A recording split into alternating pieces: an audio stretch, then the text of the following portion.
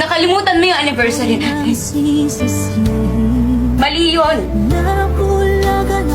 Noong nagawa mo, lokohin, mali din yun. Pero para ulitin mo, hindi na yun mali. May sakit ka na.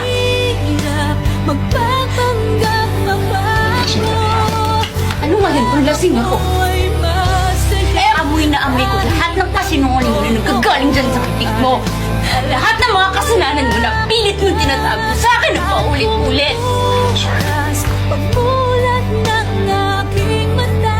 Sorry? Sorry tapos ano? Tapos burado na lahat ng kasalanan mo sa akin. Tapos pwede mo na akong baguhin ulit.